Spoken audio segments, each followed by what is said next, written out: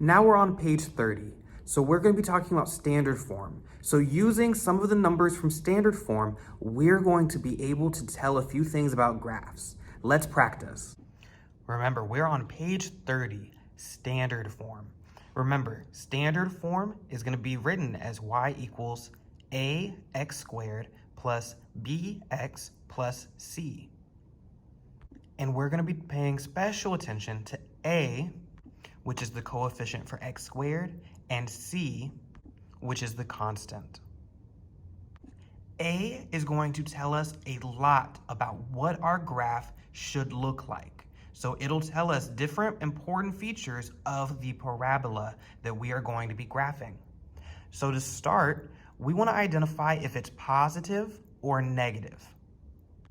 If A is positive, meaning the coefficient for x squared, if that number is positive, the parabola will open upwards, like in this example right here.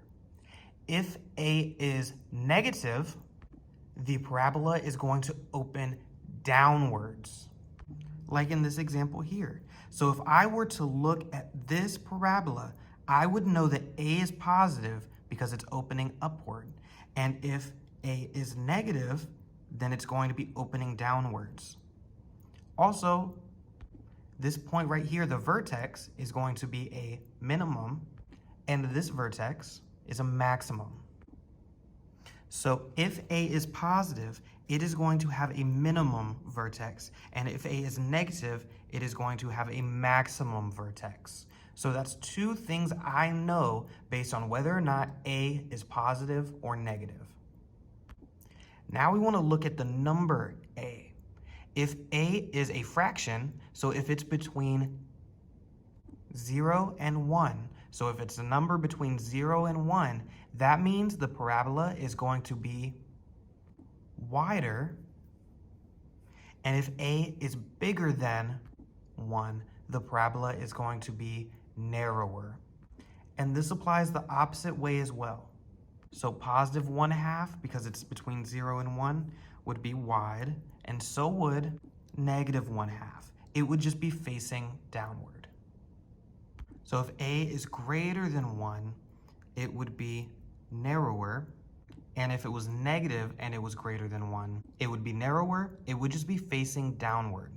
So we're looking for the sign to determine whether or not it's facing up or down, and we're looking at the number to see if it's going to get wider or narrower. And the last number that we're going to be looking for is C, so that constant at the very end typically.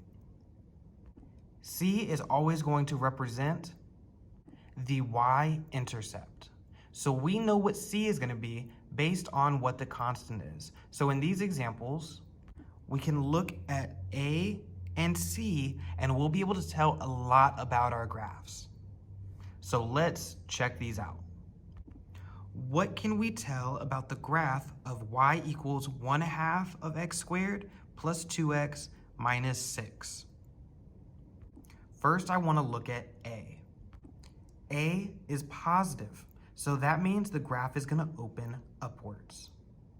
So because A is positive, the graph is going to open upwards. Now I see A is a fraction between 0 and 1, so that means it's going to be wider. So far I know that A is positive, so it's going to open upwards, which also means the vertex is a minimum.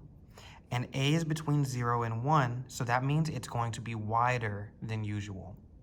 And the last little bit I can immediately tell is that C is the y-intercept. So the y-intercept is going to be -6. So now let's try the second example. What can you tell me about the graph of y equals -3x minus 3/4 x plus 7? We're going to be looking at A and C. So three things I can immediately tell. My A is negative, which means the parabola is going to be opening downward. I also see that A, being 3, is bigger than 1, meaning the graph is going to be narrower.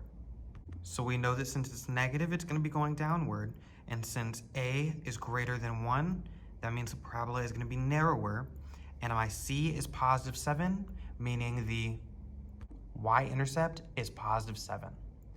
Now you're ready to practice independently. Good luck!